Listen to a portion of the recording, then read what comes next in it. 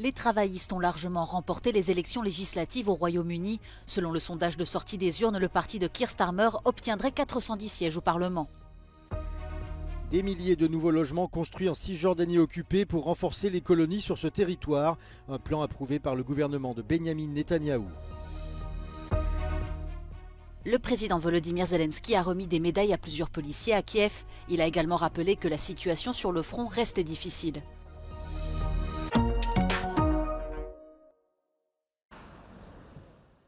Changement historique au Royaume-Uni. Le parti conservateur au pouvoir depuis 14 ans, au plus mal dans les sondages depuis de longs mois, a été lourdement battu par les travaillistes ce jeudi. Selon les sondages de sortie des urnes, le parti mené par Keir Starmer obtiendrait 410 sièges et donc la majorité absolue à la Chambre des communes, loin devant les conservateurs et leurs 131 députés. Les libéraux-démocrates arrivent en troisième position, suivis par le parti anti-immigration Reform UK qui entre pour la première fois au Parlement avec 13 sièges. Le parti écossais SNP s'effondre quant à lui, passant de 38 sièges à 10. 46 millions d'électeurs étaient appelés ce jeudi aux urnes pour élire leurs 650 députés selon un mode de scrutin uninominal à un tour. Keir Starmer devra se rendre vendredi au palais de Buckingham pour y rencontrer le roi Charles. Celui-ci lui demandera officiellement de devenir le deuxième Premier ministre de son règne et de former un gouvernement. Le dernier dirigeant travailliste au Royaume-Uni était Gordon Brown, qui avait succédé à Tony Blair en 2007 jusqu'en 2010.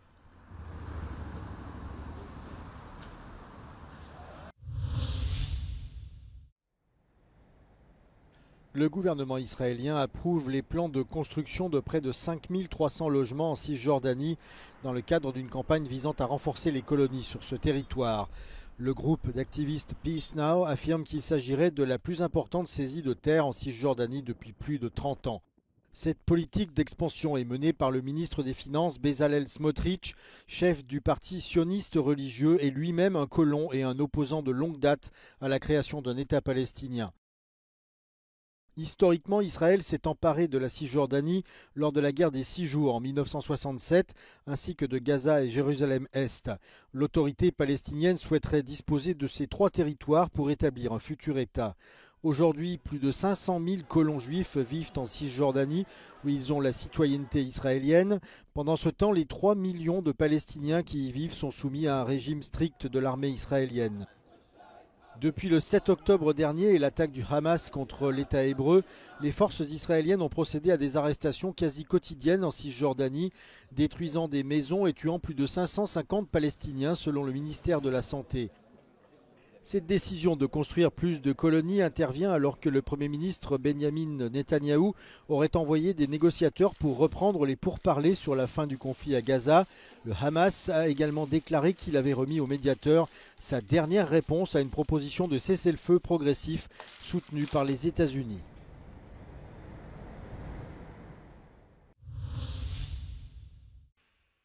Le président Volodymyr Zelensky a rencontré ce jeudi à Kiev plusieurs officiers des forces de l'ordre venus de toute l'Ukraine à l'occasion de la journée nationale de la police. Au cours de la remise des médailles, le dirigeant ukrainien a félicité les policiers pour leur courage dont ils font preuve lors des opérations de sauvetage et d'évacuation de civils touchés par les bombardements russes.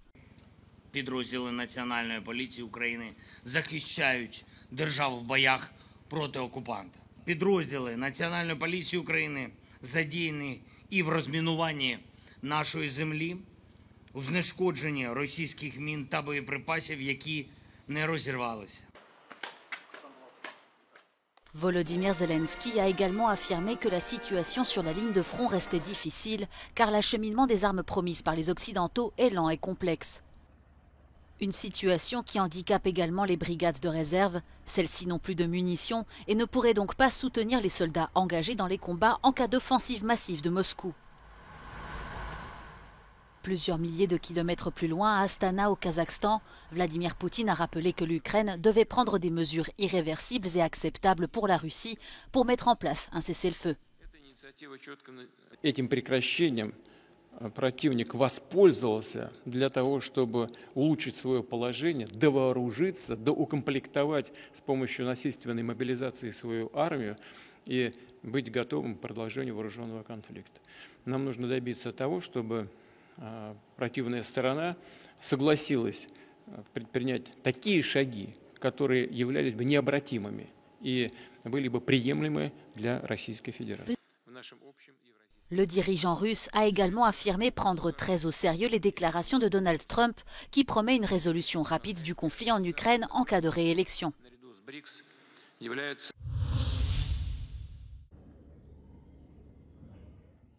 Sensibilisé aux ravages de la guerre jusque dans les stades de football. Un morceau de la tribune du stade Soniachny à Kharkiv, détruit par les bombardements russes en 2022, a été installé ce jeudi devant le bâtiment du Parlement allemand à Berlin. Une initiative prise par la présidente du Bundestag, Bärbel Baas, est complétée par une installation interactive avec visite virtuelle du stade Soniachny.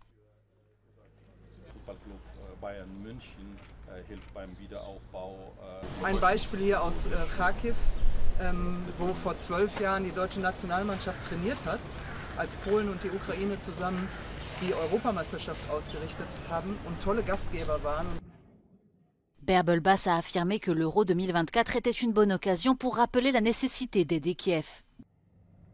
12 Jahre später, mehr als 500 Sportstätten zerstört. Und ich bin froh, dass der Kanzler, aber auch wir im Parlament gesagt haben, wir wollen die Ukraine beim Wiederaufbau unterstützen. Es gab eine große Wiederaufbaukonferenz und dazu gehört natürlich auch der Sport. Der ist so wichtig für den Zusammenhalt und auch für die Lebensfreude. La Fédération ukrainienne de football rappelle que 77 stades ont été détruits sur le sol ukrainien depuis le début du conflit. Plus de 500 autres installations sportives ont également été endommagées, obligeant de nombreux sportifs ukrainiens à s'entraîner hors de leur pays, notamment pour préparer les Jeux Olympiques à Paris.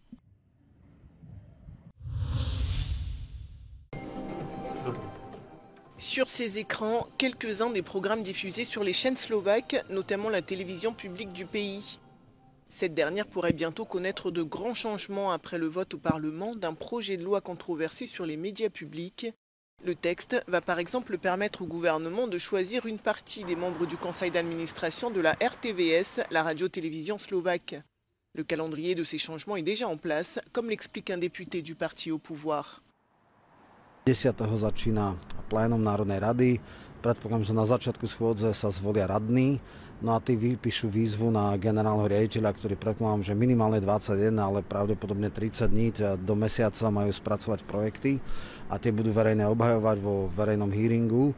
Cette loi va permettre au gouvernement d'avoir plus d'influence sur la RTVS qui selon lui manque d'objectivité. Pendant des mois, des milliers de Slovaques ont manifesté contre ce texte sans succès. Selon cette députée, membre de l'opposition slovaque, le gouvernement exercerait également des pressions sur les patrons des chaînes privées. Also can see that the private owners of the media are blackmailed by the government in order to create also different approach to, for example, political debates in the TV. Ivan Brada est membre du conseil d'administration de la Fédération européenne des journalistes. Il espère que son pays réussira à préserver la liberté des médias, contrairement à la Hongrie voisine. To, čo zlyhalo v Maďarsku, bola vzájomná solidarita a preto je tá situácia tam teraz, aká je. My samozrejme držíme palce aj našim maďarským kolegom. Strašne sa obávame, že naša situácia pôjde až tým maďarským smerom. Hovorí sa o urbanizácii slovenského mediálneho priestoru, tak ďaleko síce ešte nie sme. A törvényt a hárompárti szlovák kormánykoalíció 78 tagjának szavazatával hagyta jóvá a 150 fős pozsonyi törvényhozás. Az ellenzék szerint a törvénnyel a kormány célja a közmédia és úgy általában az egész sajtó szabadságának megszüntetése. Kónya Rita, Euronews, Pozsony.